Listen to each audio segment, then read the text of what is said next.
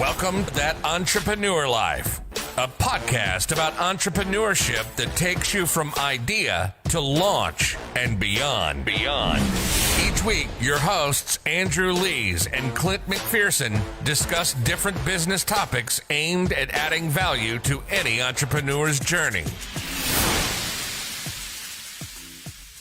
Welcome back, everyone, to another episode of That Entrepreneur Life. I'm Andrew Lees, and I'm joined, as always, with my co-host, Clint McPherson. What's up, man? Not much, brother. I'm just excited to be here, as always. And outside of that, I don't want to waste any time. I want to go ahead and kick this thing off by welcoming our special guest, Doc Williams, to the show. Hey, everyone. How's everyone doing today? Good. How's it going, man? It's great to have you on the show. We've been very excited about this episode.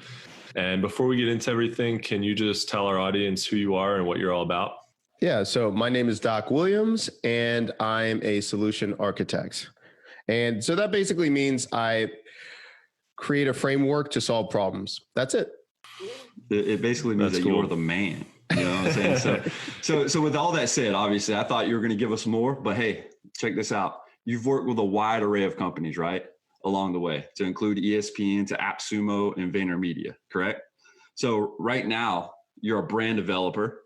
And I mean, I think that's powerful, and how you've taken that with Brand Factory. And so you're the founder of multiple companies, right?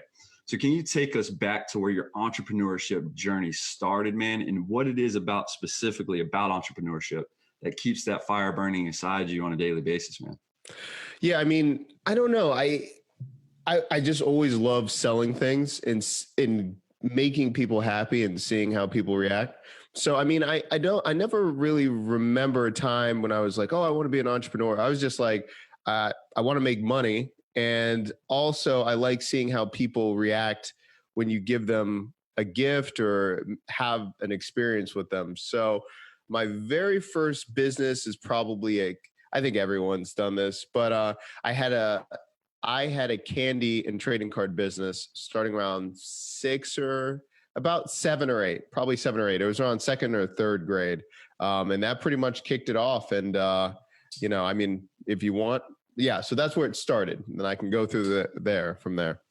No, I like that, man. It seems like it came natural, right? Like you just fell into it, even though at an early age, you had what you just said, the candy and card business, but it just seems like that transition just came naturally, right? Again, you're just trying to add value, help people out. And then that's where, again, you wanted to make money, and here you are, right?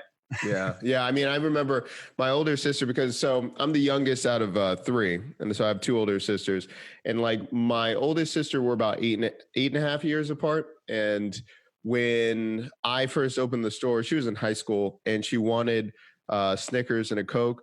And she always remembered, it was like, those fun size, like mini size Snickers, charged her like $4, charged her like, I don't know, $6 for a Coke. And I was like, that's supply and demand. I knew it then. I was just like, you at the time she couldn't drive, she couldn't leave. And I was like, you want this? So I just raised up the price. She still remembers that. But I don't know. I could always tell like, okay, what's the trends? What could I do? And so what's somebody willing to pay for something? Yeah. And you get a feel for that. Yeah. That's awesome. Yeah, you just use what you have, right? There's candy around the house. You just whatever you can. Yeah. That's really cool. So I mean, I started there, and then I became a wedding DJ around 12, and that just happened because I was really interested. Like, I found out my siblings were always doing other things. So they were into BC Boys and Beck. And I discovered turntables. And I was like, yeah, I want to do that. So, I bought turntables. I started DJing. And basically through high school, really end of middle school, all the way through college, if I needed some money like real quick, I could always find a gig. I could always do that. And so, I mean, that just became like, I always had a side hustle to do that. And then just doing different jobs. So I did that, went into massage therapy. I became a massage therapist, then became a physical therapist assistant, then opened a couple gyms. You tell me when you want me to stop. And no, man, that's great, brother. I mean, you already gave us a lot. Yeah, you already gave us a lot. I was going to ask you about the gym thing. So yeah, you started, I mean, it's an interesting transition from, I was listening to your story, and it's like, you're a digital marketer and a no code developer, but it didn't start out that way. It wasn't like you were always coding, or you didn't necessarily do that in college, but I think it's really cool, your journey to that, from physical therapy, then you started a gym, and then there's some Ninja Warrior stuff in there too. Yeah. Craziness. Yeah. What was that experience like? I guess, what was the experience like owning a physical thing, and then now you do digital online? Yeah. Well, to be honest with you, you were saying like didn't code in high school. I tried to code. I was terrible at it. This was when Dreamweaver first came out, Visual Basic, C++, and I tried it and it sucked. And I was in class for it, and then I was running my eBay store at the same time. I was selling hero clicks and all of these little figures. So I was like miniatures. So I was like, you know what? I can't do this. I hate this. No, it's not for me. So when I opened the gym, really the gym was just because I started doing CrossFit probably in 2007 when I was in college, and I just loved it. And then I was thinking like, I was already teaching, I was already into fitness. I was like, well, how can I make money off this? I need to open up a gym. Now, this is the thing. I never understood what it really meant to have physical product or running a physical space. And that is something I ended up hating. But yeah, it was a really good learning experience. I think it was just the dream of it. The problem is, especially in like health and wellness and exercise, you want to help all these people, and you're like, man, this has been fun. I can, train people. But when you own the physical place, when you have to manage other personalities, it's a disaster, right? It's a hot mess. Especially when your heart isn't really in that, right? I mean, again, you were in that space, and it would seem like, hey, you're going after it. I'm going to start this up, get it up. But again, man, when it comes to managing something and you're doing it and it's something that you're not like in love with in that portion of it, it's like, I can't do it, man. Cannot do that. So tell us how that transition from the actual physical gym to one of the biggest parkour, spaces. That seems like it would be a little more exciting, but then you're still around the same. If you're not that ninja guy, the Ninja Warrior, man, it seems like it's going to be very hard. Yeah. I mean, it just kind of fell into place. I mean, it's just really weird. It's just really weird. The place where we had the gym, it was an old equestrian track. It's in the middle of Western Maryland. Like, it's a giant location, and they just renovated it, and it was for the Police Athletic League. And so I was training a lot of police officers. I was training a lot of firefighters at the time.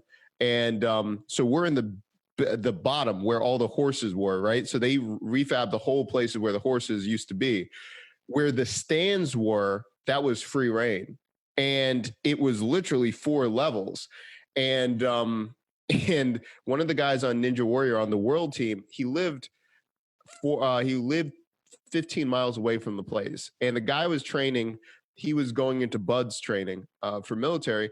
And he's like, I got this friend that's on Ninja Warrior. He needs a place to train. He's been on all these seasons.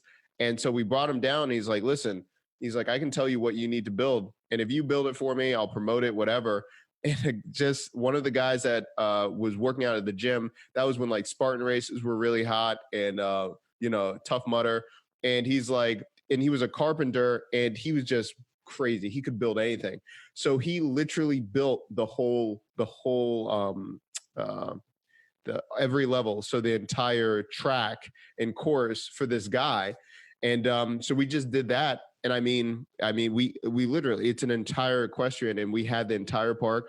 And the deal was for the Police Athletic League, they're like, listen, Doc, you're helping out the police officers. You're not charging. We'll give you all this stuff. And just take care of it and make sure that you do a good job. And this is for the community. So we just built the whole thing up, and that was it. That's really cool. Yeah, I saw some video of it. It looks really awesome. It's just like, a really interesting, unique site, place, and it looks wide open, and like there's plenty of space. I went to a Ninja Warrior course Ninja training course in Texas. Out not too far from San Antonio. Really cool course. It was a father and son who were on the show, who they and their and the guy's mom, they run it. They had an indoor and they had an outdoor, and it was really cool, but it wasn't like nearly as big as the operation that it looks like you guys had. Just they didn't have that much space, so. Yeah, I'm athletic and everything, but it looks like a big space that I would get hurt in. You know what I'm saying? Yeah, I was like, I'll leave that up to the American Ninja Warriors, and y'all have fun with that. It's really hard. Yeah, when I tried it, there's some stuff I could do, but like I was actually the best at the warp wall. Climbing up that thing. Yep. Because you're so tall, man. I think that was it. It doesn't take much. Yeah, I didn't have to ride a couple steps, and I just grabbed the coping and pulled myself up. But like grip strength. Oh yeah, unbelievable how you look at those guys and you're like, yeah, they look pretty strong, but the grip strength is like next level. Yeah. No, it was fun. We built salmon ladders and we had a ball out there. And I would always say like that was the thing, because we had the parkour and the CrossFit gym.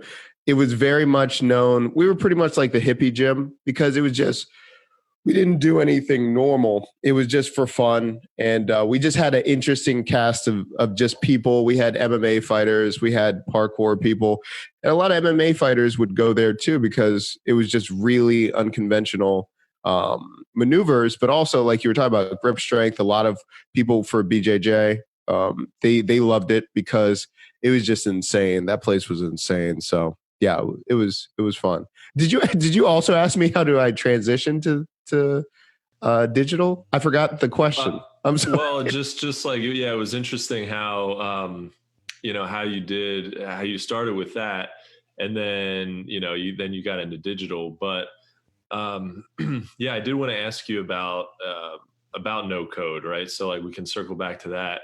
So I do physical, we talked about it a little bit offline, but I do physical product development.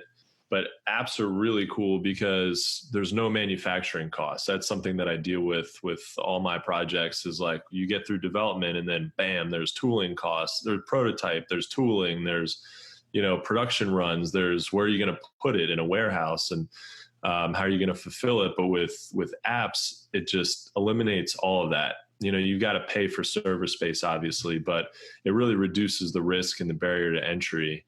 But can you kind of explain, some of our listeners might not know what no code development is. Can you explain what that is, and what is it about no code that excites you?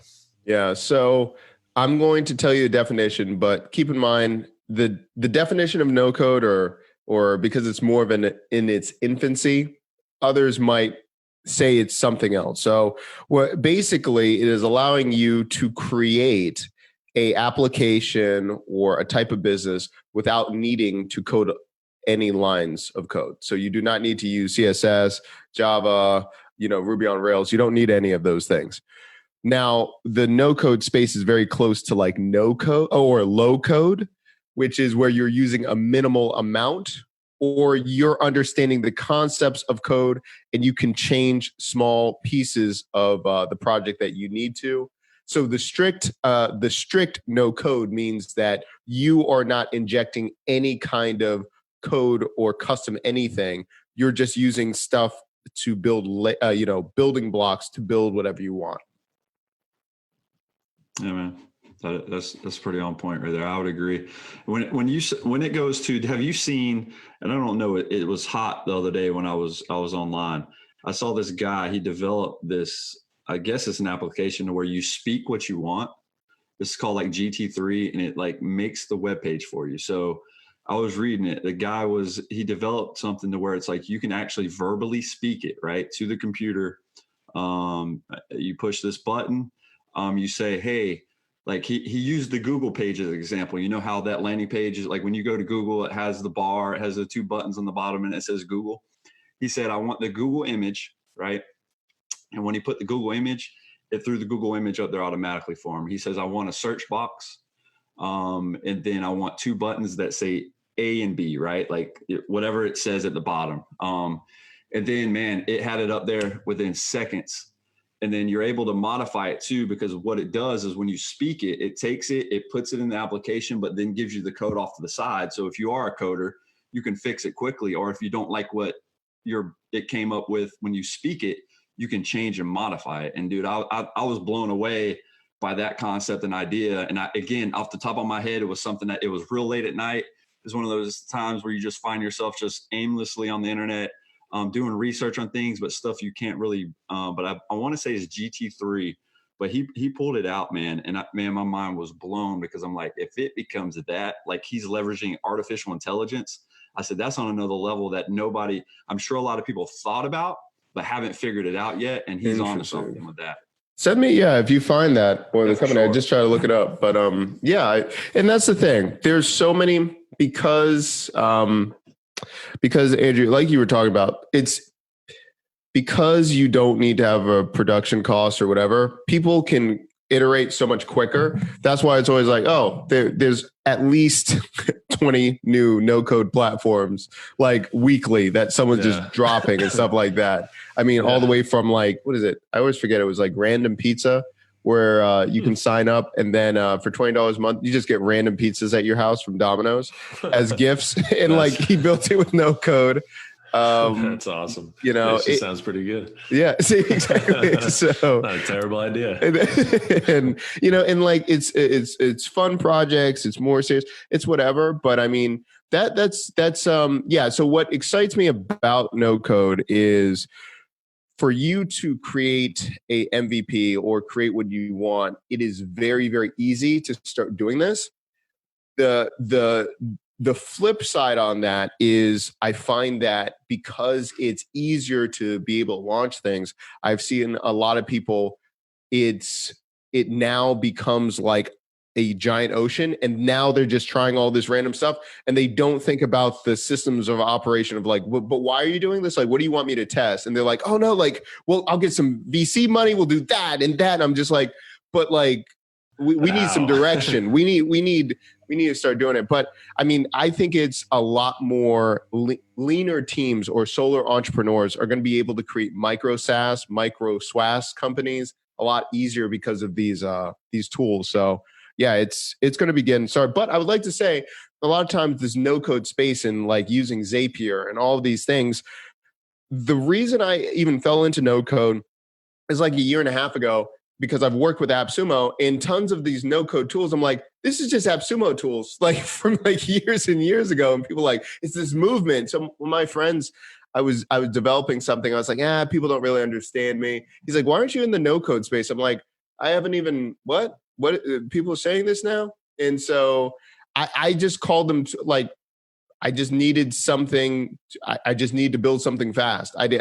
It wasn't a thing. So no code, the movement, everything like that, it's so new, but I love that it's bringing in developers, it's bringing in makers, and also, all different types of people, and they, gravitate towards this term. So it's a beautiful thing to see. I specifically like no code, and I have some experience in operating in it. I totally, the software I was using, I'm drawing a blank.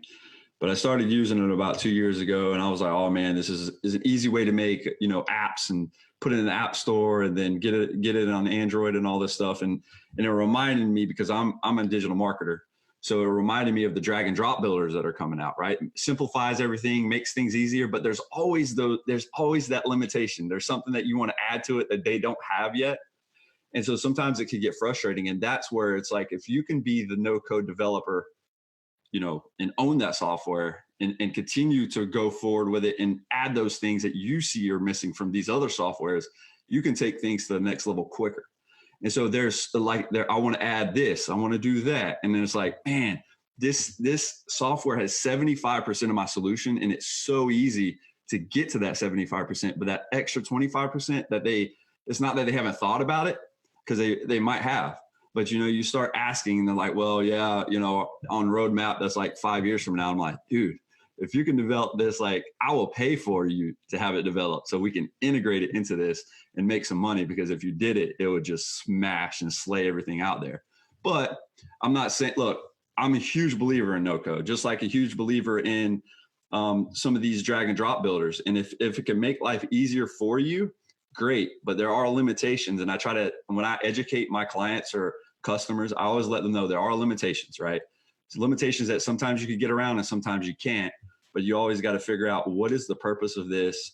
And then why am I recommending you do something that you might not want to do initially because it makes more sense in the long game for you, right? Yeah. Yeah. No, I definitely agree. I don't have much more to say than that. I don't think limitations are a bad thing. I think a lot of times people will be like, well, they can't do the whole thing. I'm like, let's max out the 75% first. Let's go there. And then if so, we'll look at how much money it's making, how much time. And now you can invest and either get it really coded or we'll look at something. And that's where it comes into like low code, because I think a lot of times I use probably 85%. I use probably technically no code. And then I look at low code because I can look at API documentation and then I'll go out and do the rest of it. So a lot of no code or no coders or being in the space, a lot of them can't read or do things with API documentation. But if you can do that hump that you need, you can do API calls all day. And then you can use something called like nocodeapi.com. And then you just build it out right there and then you're done. So yeah, there's a lot of, I think with no code, a lot of people get stuck on like, okay, am I going to build in Bubble? Am I going to do a Dalo? Am I going to do, I like, there was an expression I heard years ago, and it was just like, see the handle, not the tool. I need the handle to know what kind of job I need to do. I don't care if it's a sword, if it's a hammer. I just need the handle to know where direction, what I need to do. And with no code, I peel back, or I try to with clients. I'm like, no, just tell me, how is the user going to use it? What would it look like? What do you want to feel like? What's the objective? I'm not going to tell you what tool yet. I need to know all of the things you need to do. And then I'm going to tell you, okay, based on this is what it can do. This is the limitation. Instead of, I mean, how many times I almost started drinking severely when I learned how to use Bubble like 2.5 years ago. Like my friend, he gets it so well, and he can do Ruby on Rails. Like he understands. I hate Bubble. I tell people, I'm like, I can do it. I can show you what I'm talking about, but I'm like, I can probably do 95% of the things I need to do without using Bubble. Now, if it's advanced things, whatever, more power to you. And Bubble, like, it's huge. But for the most part, people don't need to use it. I hate to be like that. And I know, listen, I'm sorry. That's good to hear, because I use Bubble. I think I was telling you offline is that I tried Bubble a couple of years ago. I was trying to develop something, and the first thing I did was, because I didn't want to get ahead of myself and just totally dive right in. I actually built it off of a tutorial. So I bought a tutorial and I went through that, and it was like, I don't know, 30 or 40 hours. And just that, I mean, they showed you exactly what to do and it still didn't work right. So I'm like, man, this is brutal. And it looked like garbage the whole way through. So like the user interface, which I'm sure at the end of it, they fine-tuned it, but in the meantime, it was really like, oh man. So they've built in an integration with Figma now, but it just came out. So it's going to look better, but I mean, up until even a couple months ago, and then you're going to have to know Figma to be good at that, to do layers, to do this too. With Bubble, I met this one guy. He's out of DC. His name's Andrew. I went to a Bubble meetup. It was the end of like last year. And the best thing they ever told me, he used index cards and he taught me the logical components of Bubble, just using index cards. And that was the best like aha moment I've ever had with Bubble, because the tutorials, I felt like they're heavy. They're very like, you do this. In my head, it just never clicked. But with the index cards, how he was saying like, okay, there's databases, it's over here. This is your user. And he had me write it out on index cards. And he's like, okay, so if you want to do this and we just move the index cards around, I was like, got it. And then I built a mock-up of Product Hunt in like 45 minutes. It's because the logical base of like that was there that I haven't seen online. I keep begging him like, you need to put yourself out more on Twitter in the no code environment, because I'm like, that just made all the difference. Now, I will still say it looks ugly, and it just doesn't, I wouldn't say ugly. It's just not, there's just so many better looking platforms than that. I understand, but the power behind it, the databases, no one can touch it in no code. But to me, I'm looking to prove my concept, and I need people to imagine what it can do. I need it to look good. So that's why I can't use bubble most of the time. Now, there are some great people that can make it look good. And there's like No Code Club, Pierre out of, I think he's in Europe. I forget what country. He's a killer. I love what he does. But yeah, I just don't. Yeah. Yeah. Especially if you're trying to, do something that's low tech and you're not trying, by the time you really get into something like Bubble, it does seem like it's like, well, I might as well just like learn how to code because you know what I mean? It's almost like getting a frozen meal that takes 30 minutes to like cook it. It's like, I'll just cook this from scratch, or I don't know. That's probably a bad example, but you might as well just go all in at that point. So, but yeah, it's pretty interesting.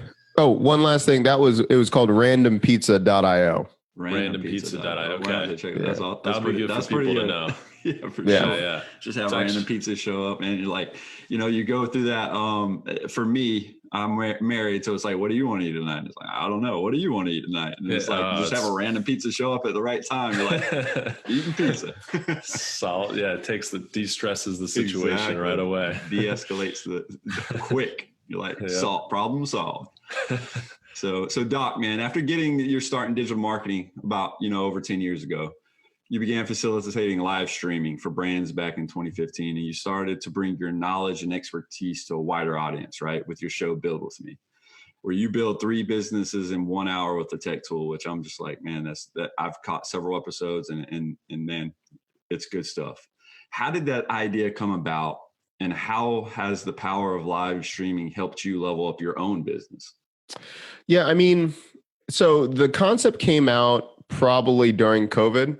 It happened at the beginning of COVID. So before all this with clients and everything, I always try to streamline. I try to prioritize everything. So originally I had a marketing agency. I was working with a bunch of companies, and when you have monthly meetings, you had to review and they just were stale and everything. So I would just send videos and I would just walk them through. I'm like, we can get on the phone or we can jump on Zoom later, but like, let's just go through what I'm thinking and everything like that. And for years, people would say like, you know what, I really like your videos, or like, Doc, just send me a video. Like, we don't need to meet. But I always had people, they're like, Doc, if you do too much extensive videos, like people will never pay you. And like, you're just going too deep, like blah, blah, blah, like all this foolishness. And so during COVID, I was losing tons of clients, because a lot of it feels like it's been a couple of years, but like March was like, it does. It feels like years. Oh my goodness. Like March was just a dumpster fire, and I was just losing a lot of clients. And so I always had streamed before for other companies. And I was like, you know what? I love streaming. I love talking about business. And this was the catalyst. I kept seeing people on LinkedIn that had more money than me, kept saying like, we just got to lean in, we'll make it. And like giving this really ambiguous words of wisdom, quote unquote, of like, you can make it, just hang through. And I was like, listen, that's not helping people like make money now. Right. It's not a solution. Yeah. Hang through. If you've got nothing right now, how are you going to hang on to nothing through the whole thing? Yeah. Yeah. And it just rubbed me the wrong way. And I was like, forget all this. And I was like, then I get really competitive. And so I was like, you know what? Everyone's saying all these words of wisdom. I was like, I'm just going to just scorch earth. I'm going to just demolish these people, because I'm going to show them how to build. I was like, I'm going to do 40 nights straight, and I'm going to build 3 businesses every single night. And I was like, let's just see what happens. And I was like, I'll just live stream it, because I was like, people don't have money. You can't afford me, whatever. I was like, if you really want to do this, I can show you how to make money, and I'll go step by step. I was like, if you want, it was like, just build with me. If you want to be online right now, I'll just start streaming. So that's what I did. So I built 120 businesses in 40 days. And then when I started doing that, then people started noticing, and people were like, well, can you consult on this, or can you speak about this? And I really think the reason I love live streaming is, if you do videos or you do anything that's highly edited, I don't want to say you can front, but you can always sound smarter than you are if it's edited. And I kept seeing a lot of people, they're like, oh, I know this. I'm like, I've talked to you before. You don't really know that. And so I was like, okay, all right, I'll just live stream. And I'm honest, if I don't know what's going on, if I don't know this, I'm either building and you can see me doing it. And there's a famous episode that in building me, like I was using this one platform. It took me like 3 hours. It was so long that other people in other time zones, like first it was people in Czech Republic, then people in Australia, then people back in Brazil. Like I was online so long that other time zones were waking up. And like you see it in real time if I can't do it. But if I'm streaming and I'm like, I'm just gonna really do it, it brings that authenticity, and it brought another level of something. I never had really built a personal brand. I was always doing it behind other brands for other people. And in live streaming, it kind of the best of both worlds. I got to do what I wanted. I got to show my personality. And, and what I was always in this area where I would do something and I never really got a lot of criticism, but I always feel like if you can find people that are really for you or really, really hate you, now you've got something. And until I did live streaming, I never really had people come out of the woodwork or really try to attack me. But the style in which it is conversational, it is going through the whole process. And I found some people really, I found also people really hate that. Like people come out of the woodwork. Yeah. I mean, you're kind of disrupting, other people's thing, right? Like you're getting in there and you're just kind of peeling the curtain back, and a lot of people don't like that, right? Because you're really exposed. Like, hey, no, this is actually easier than other people are saying that it is. Let me, or even if it's difficult, let me show you like really how to do it in real time. You're not going to give people 10 videos about, you want to learn the thing, the next best thing in coding. And then you get to the next video, it's going to blow your mind. And then, like you just keep leading people on. No, just like get right down to it. And cause you'll lose people otherwise. So I think that's a really cool way to go about it. And people respond to that, especially now with the way that social media works, Instagram, TikTok, like people aren't perfecting the things that they put out online because they're just they just want to get things out and communicate with the world. And that's more important than, creating this super polished, perfected product that you get out there. So I think it's like a way that especially younger generation is more used to communicating with. So I'm sure they recognize, that resonates better with a lot of people now. Yeah. I think it's just timing. Yeah. I mean, it's because a lot of people are like, oh, you did this, or, you caught the trend. I'm like, I remember it was 2015. And when Facebook announced they were going to do chatbots in live, and I was like, this is it. I'm like, nah, it's going to take over everything. It's going to move it. And I've always thought that. And like, look at how much people respond to video and chat. Like those are the two main things. So, I mean, I wish I was in China with like, was it Ping Duo and so much with WeChat and stuff like that. But I mean, it's so open right now. And like you said, I think people are really turned off by the polished look, and people just want real faces and real to do things. And, that's always been my thing. And so, yeah, it's been fun. That's awesome. Yeah. It's a good lesson for people is to just kind of get it out there. Don't be super concerned about making something perfect. I think that's something that we, as entrepreneurs, as humans, just anybody has that like mechanism to want to be afraid to share something that's not perfect with the world. So I think that's a really good lesson in general, is just get it out there, create the content. People will, if you're authentic, that's it. Just be yourself. They'll start noticing that, right? Because we bought ourselves down in that. I remember the first time I saw Doc and you're talking about SendFox. And so I was sitting there and I caught that, and now I utilize SendFox, right? Because I was like, man, this is exactly what I'm looking for, right? I was using ConvertKit too. ConvertKit's good, but it's not, it's a monthly subscription or the annual package, to where SendFox is that one-time deal. You can buy the lifetime thing and you could enroll, I guess, for like $10 a month for the upgraded version, man. But I was like, just watching your video and you going back and forth with, I forgot her name, from SendFox. Yeah, you're going back and forth with her. I mean, that was so intuitive for me to just sit there and watch and actually watch you have actual conversation, watch you actually build it out, and then have a discussion because you didn't know specifically what to do on a portion of it, and she walked you through it and helped you. And I was like, man, this is where it's at for a lot of people, you know. And I know some people were like, well, maybe he can edit this to make it a little quicker, but it's like you still have an audience that really appreciates it, right? And so that's what you're looking for anyway. Yeah, I really didn't, because every time I did it, people were like, listen, your analytics are going to go down. They're like, you shouldn't live stream like this style at this one. And it's all been wrong. Like I keep telling people, like, I understand maybe it doesn't work for everything, but like, I'll just I tried like people, I bring it up if people want to see it. I tried to be on YouTube. I tried to do all these things years ago. And, you know, this one, it's not much to some people, but I'm happy what it's doing now and to connecting to the right thing. We don't have the huge audience, but it jumped from less than 100 to now we have like, I don't know, 1,000, 1,050 on the channel in just a couple months. But, you know, I think like you were saying, because it just allows people to see it. The biggest episode, which I never thought, and it was just because a friend asked me to do it, how to build Netflix. That's like one of the biggest ones. I never really would have thought that was big. The only question is like somebody built it and they're like, okay, great. How do I like put on like Avengers and Marvel film? I'm like, listen, bro. That's yeah. That's on the business side like that.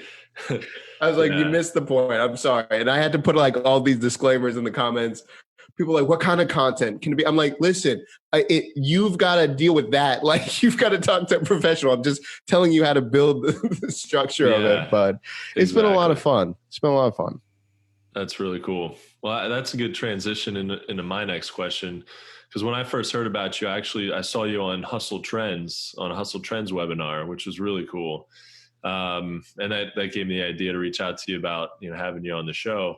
But at that point, I assumed that you were strictly, or for, you know, what you did for the most part is you were no code or a developer of some kind. No code, maybe you did some, you know, standard coding development or whatever. But you're obviously much more than that. You do digital marketing and you help brands. I mean, that's actually before you got into the no code the way that you do now. You were a digital marketer and you helped brands, you know, identify themselves online. So what does your typical marketing strategy look like? And how do you identify a brand's unfair advantage? So what was the first part of the question? No, I got the second one. What was what does your typical marketing strategy look like for you? Yeah. It's really manual. So I try to always do like cold outreach, do all this stuff. It was just, and I just hate trying to play the numbers game of like, I'm going to use this. I'm going to like blanket like 2,000 people. This is the conversion. So what I do is I look for companies that I'm interested in or that I like and I want to work with. And then I look at their process from end to end, from when they're trying to onboard a client all the way to when they're rendering service. And I either document it and I tell them why I love it, but then I'm like, this one part right here, I think you can do better. And that's how I'm going to help you. And by the way, that little part, this could make you X amount or save you this much time. If you're interested, let me know. Love to jump on a call. And that's what I do.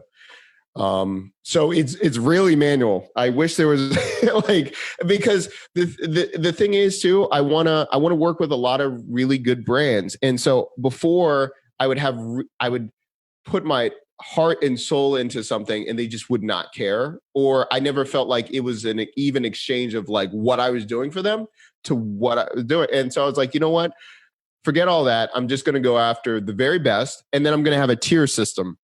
I have a tier system of like the A teams I want to work with, B and C. And when I first got started, I would only work with C because I still knew what kind of the A clients I wanted, but I needed to test in the certain demographic or a certain company, and then move up from there. And then once I started working with Vayner and AppSumo, and now I work with Trends once a month and just do their builds. And so once a month, the second Wednesday, I'm always doing random stuff for them. So I think I'm creating a micro SaaS next month. business for them. But yeah, so I just do that, and then afterwards, I mean, I'm just looking for a company that has it, and I can do this with companies or even influencers. That's why I would always do it with influencers before. And I'm going on a small tangent, but hopefully this helps you to know. But like even working at ESPN and working with certain athletes, and especially with CrossFit athletes or then WNBA, I have a thing where I'm not that talented, but I can see when someone's really talented or they have the it factor and like they're about to pop. And I've done it over the years with like tons of like Brooke Wells and CrossFit. Like there was certain ones I'm like, oh, they're not popular yet, but they have all the intangibles and like we need to get them before they pop. And so just like doing that with athletes and influencers, I can do that with businesses where it works really well with like Product Hunt and companies that are just getting momentum. I'm like, okay, they have it. And then I'll go approach them before they either get big or that's the basic one. No, I have one more, but that's the main thing. Yeah. I love it because you have that good eye, because we just had somebody named Mike Ulrich on the show. I interviewed him solo. Andrew was not there, but man, he has the same eye for the music industry, right? And so it's like he wanted to be the rapper, he wanted to be the DJ, he wanted to be the drummer, he wanted to be that guy, but he just saw it like, look, I'm mediocre at all of this stuff, if at best. And he said, but what I do know, and because I love this space and this is where my heart is, I can identify the talent, because it's like, I know I don't have it. And that was a hard pill to swallow at a certain point, to where it's like, you want to be that guy, you want to be the drummer of a huge band, or the guy that just stands out. But when you identify that and you're real with yourself, right? Even though at the time you're like, what can I do with my skill set? And then him specifically was able to identify that to up and coming artists, to where it's like, okay, they're not there yet. They're not the Beyonce. They're not the Jay-Z. They're not, this or that yet. But if it's something within that 30 seconds that can make my hair stand up on my, give me the chills, the goosebumps, like the Whitney Houston effect, like that is the next person. And what he does is he gives them, each artist, a day to shine. But it's not somebody, all these artists are just getting notarized, or, hey, you're getting your one day just because you're that artist. It's, you have to have the it factor. And he knows, and majority of the people he's put on, they get that opportunity, a chance that they wouldn't have before, because, right, it's a flooded industry. Same way with digital marketing, same way with the no code app type stuff that we're all used to. And man, it's just having that talent, which is cool. I thought that was a cool theme that, kind of tied into somebody that I previously interviewed. And I really like that answer, man. Well, thank you. Yeah, I mean, that's what it is. And I keep telling people, I'm like, I'm really not that talented. I'm really not. It's just, I'm observant and try to do some things. So well, you're talented in identifying the talent. You're talented in identifying, like, you know what it takes to put a business together. And so you're talented, brother. You know what I'm saying? It's not, we always do the imposter syndrome to a certain extent. We're like, I'm not that guy, I'm not good, but you're Doc Williams, and that's where it's at, right? Yeah, you wake up one day and you're like, man, I know a lot about this stuff. Exactly, actually. That's a cool realization. That's really funny that you mentioned it. So my wife works with me. She's my project manager. And so for years in fitness, whatever, she's, I tell you, so one of my best friends and my wife, they're probably one of the most talented people I've ever met in my life.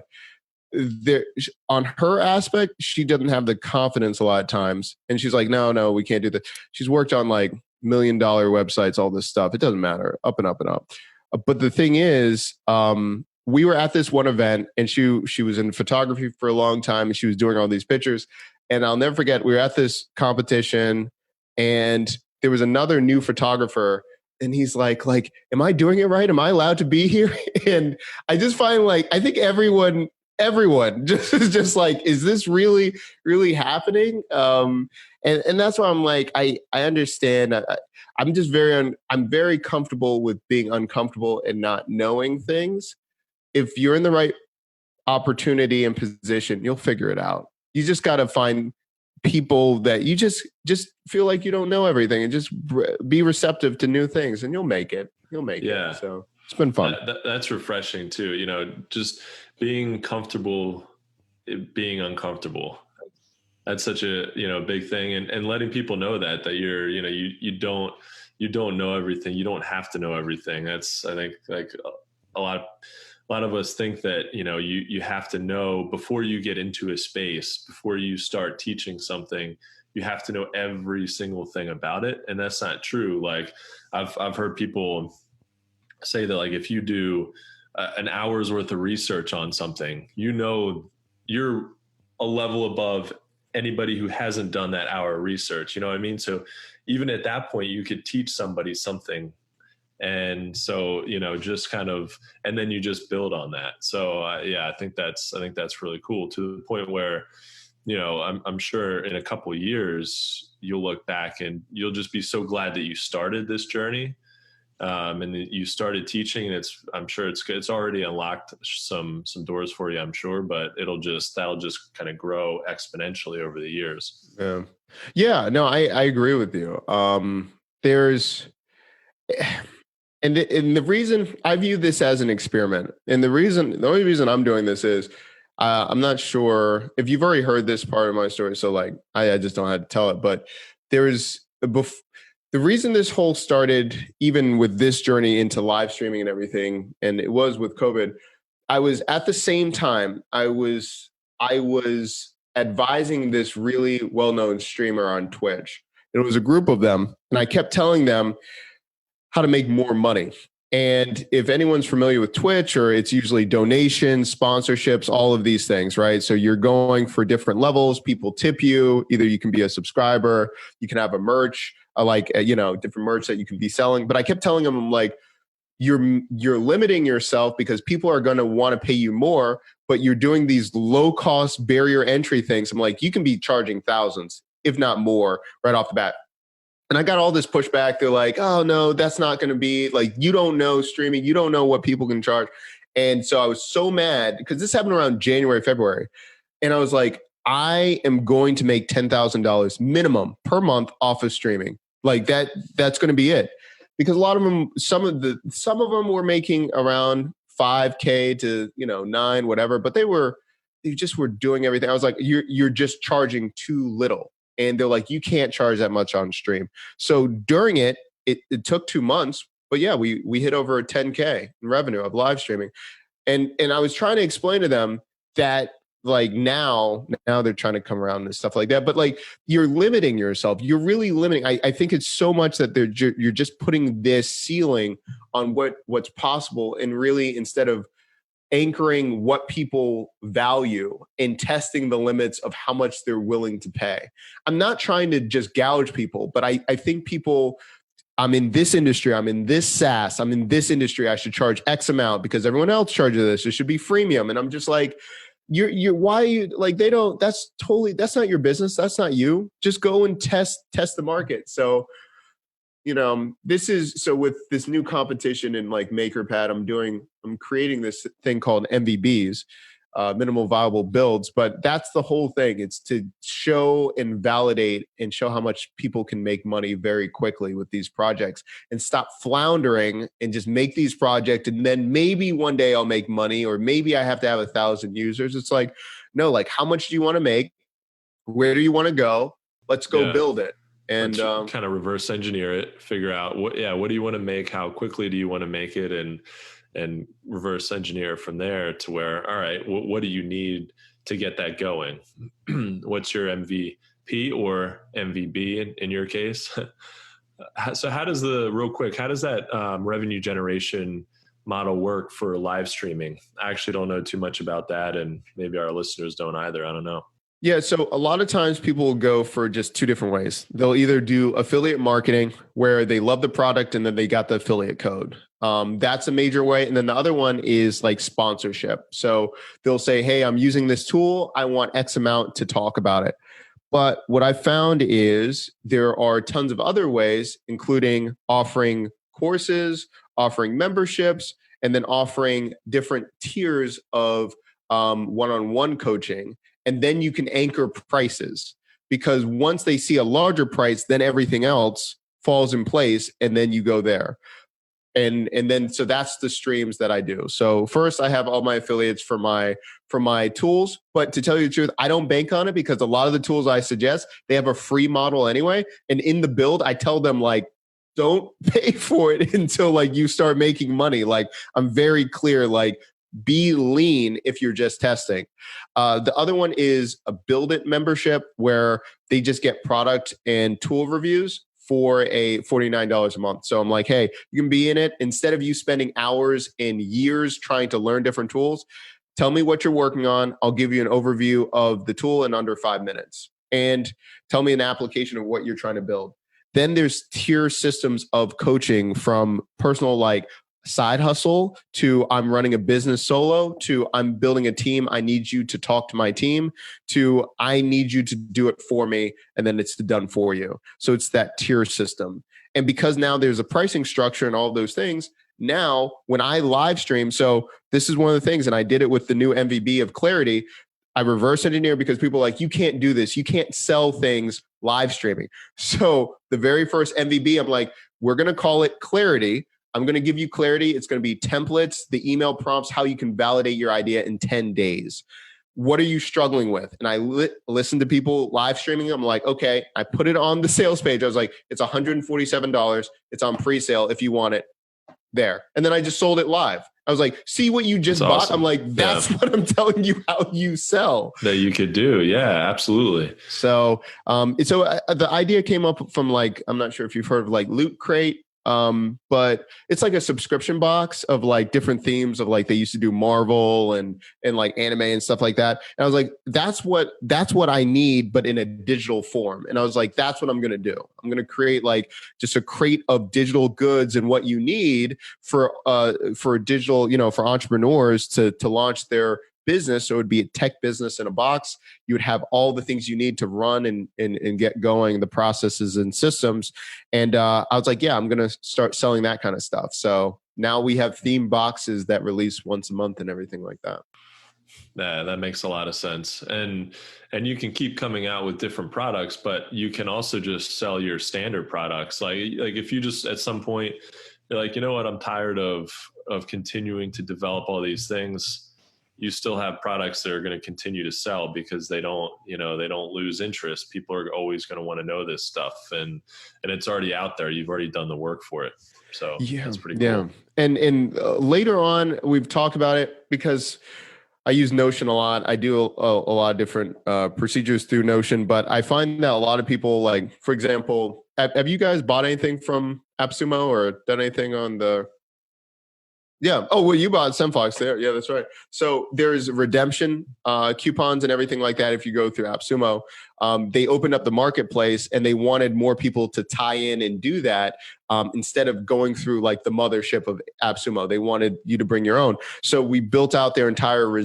So I built out the redemption coupons for other people to have their products on AppSumo, but what I found is a lot of people struggle with automation with redemption coupons for large scale, like 10,000 coupons, all those things.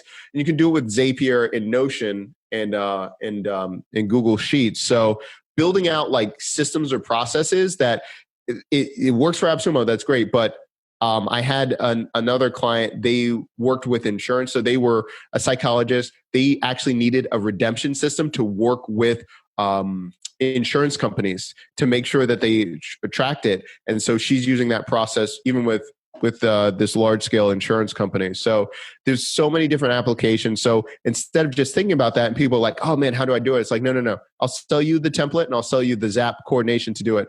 You can buy it in the store. So we're going to be building out that later. Exactly right.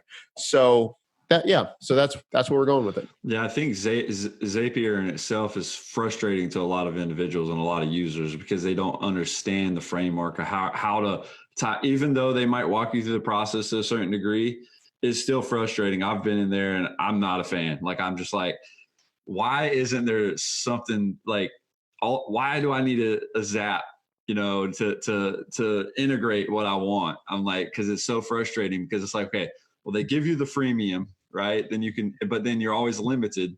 And then it's like, man, what I need costs. And then it's like, it's not a bad thing. But then again, you look at it and then everything you want ends up being in there. And you're just like, this is it's just too much sometimes and overwhelming to some people. And I think, they give up instead of continuing through the process. So Doc, man, through your entrepreneurial journey, brother, from the highs to the lows, everything you've went through, and I know you like you said, you can't really, outside of, the candy shop and the card thing that you had going on at an early age, you really didn't have that typical, entrepreneur, like, okay, I'm an entrepreneur type journey. But through your entrepreneurial journey, man, what has been the most difficult thing to date? Difficult, to build, or like just emotionally deal with? Both, if you want to go that route. It could be one or the other. I mean, typically emotionally, and it doesn't really have to be a framework that you build inside, though. Something that you've had to battle through, right? Like imposter syndrome or anything along those lines. No, I think, imposter syndrome wasn't, so this is a loaded question, but I'm going to say I never really dealt with imposter syndrome because when I was younger, it was really difficult to read and just do normal things, just to be normal in public, I felt. And so I was always just trying to fake it to just be normal, like to read. So to me in business, I'm like, I was never fighting that feeling. I guess the biggest thing, I've told this a couple times, but the layering, so the layering effect, because I had such a struggle reading and everything, I was held back in second grade, and it was a good reason for my parents to do it, because it wouldn't have been good if I continued, but I really struggled with that. And I think that made a lot of decisions later in life. The reason I bring that up is failing at something and like I really thought was going to work became devastating until I learned how to emotionally cope. So I'll give an example. MVPs or building side hustles, I never felt pressured because I'm like, this is a side hustle. And I always did other jobs. So if something failed, I'd be like, oh, whatever. It doesn't really matter. The gym, when I realized I wasn't made for that kind of business structure and having to leave, that was probably one of the hardest things, because then I had to admit that I wasn't equipped to go in this, because in my head, I was like, I'm going to have multiple locations. I'm going to have my own brand. I'm going to do all those things. So that was probably the hardest thing I've ever done. To build, I think it's like, whatever. But emotionally, I think that was the hardest to give up. Yeah. And you put a lot into that, into that business, I'm sure. There's a lot of time whenever you're doing something that's a physical product, it takes longer, it takes more. It's not that digital things aren't challenging. They're very challenging. They're in their own way. But when it's a physical thing, you almost like you have an attachment to it. And if you actually have a brick and mortar location, a store, a physical place where people show up and you're building a community, yeah, I can imagine that's not something that you just are like, it didn't work. All right, see ya. Yeah, you just walk away. It's like different. And for like some people have financing when they were building their CrossFit gym, like to put it, no joke, because I was so lean and so trying to build this thing. To build the pull-up rig, I knew someone that was a welder, and we built all of the rigs. We built that entire business. We didn't have standard like weights and everything. We had beer kegs that I bought. Like we bought things off of Strongman. Like we were just a really crazy gym. We built if Highland Games, like if anyone's seen those, like we built all the stuff for Highland Games. We would do all of these crazy stuff. And I handpicked, like being on Craigslist, because I couldn't afford all the rowers. I would refresh and have all these apps to notify me when people were selling equipment. Drove all around the DMV, so like DC, Virginia, Maryland, to build that gym. And so that's where it was painful. And it was, I didn't go into debt, but I spent every last penny monthly to get that going and to really go. And so that was the hardest one for sure. Yeah, it's a lot of sweat equity whenever you're putting that into it. That's tough. Yeah. Yeah. Well, Doc, I mean, I would definitely we'll have to have you back on, man, because this has been awesome. I think we could, dig into even more cool things that you're working on. But as we wrap up this episode, what is, you think, one piece of advice that you could offer to our listeners that might help them on their entrepreneurial journey? You know what? The things I'm going to say, they're not sexy. They don't, I can't give you anything. Like, this is like, it never, like, don't underestimate writing down a plan and where you want to go in 6 months and a year. And then every day you just go out and do something. I'm not telling you to, like, I love Gary and I love everything he does. I don't go out and tell you, like, go hustle and crush it every day. Like, but just go do things that make you feel happy and that align with your goal, and just do it daily. Do it. And then afterwards, look at if you're closer to your goal. If you are, keep doing it. If not, think about how you can change it. And it's that incremental growth. You can pretty much outpace anyone else in your field if you are that structured. And that's it.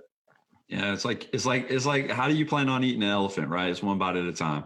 So as long as you're continuing to move forward with your plan, with your structure, and you're heading in the right direction, obviously you might have to take a step forward to take 2 steps back from time to time, but it's not always that hard, right? Especially if you plan it out, you set goals, you write things down, and you can start seeing that, okay, I'm achieving things as I go along this journey. I've already hit this. I've already got 1,000 subscribers, which was a goal, right? And then you kind of start seeing, look, all this work I'm actually putting in is paying off. And I love that answer, man. It's not always sexy, but it's like, man, you got to make it happen. It's the least sexy thing about it, because things don't happen overnight. And if they do happen overnight, they're because of like 1,000 nights you did before, and it's those, but it's so hard to be consistent. I think it's so difficult for a lot of people, especially when you don't see the results right away. It's, you go to the gym for a week and nothing happens. It's like, all right, I guess, man, nothing happened. I guess I'll just slow down. It is very much like that, I think, with building a business, and especially with you putting content out there. You're not necessarily going to put a piece of content out and 1 million people are going to just share it all of a sudden, like, oh my gosh, this is amazing. And then you just blow up. That might happen. It's not out of the realm of possibility. But typically it's just going to take a while, and then over time it picks up traction, and but it's not sexy. It's consistency, man, right? Exactly. That's really where it's at. Exactly. Well, guys, I think that's a wrap for this episode. And Doc, from the both of us, man, we want to thank you for taking the time out of your day to join us and adding value in what we're doing on our podcast, brother. Yeah, it was awesome to have you on, Doc. Guys, thank you so much for listening to That Entrepreneur Life. To learn more about what Doc Williams is working on, check out brandfactoryinc.com. If you like what you heard today, make sure to subscribe to our podcast on iTunes or any other major podcast directory. You can also find us on all the socials and on our website at thatentrepreneurlife.com. With that said, we also want to quickly give a special shout out to our family and friends, to include all of our listeners, followers, and subscribers. If you find value in our show, guys, please consider making a small donation. Even just a few dollars helps us keep moving along and helps bring value to your entrepreneurial journey. Thanks for continuing to support what we do as entrepreneurs, and don't forget to join us next week for another episode of That Entrepreneur Life. Thanks for listening to That Entrepreneur Life podcast.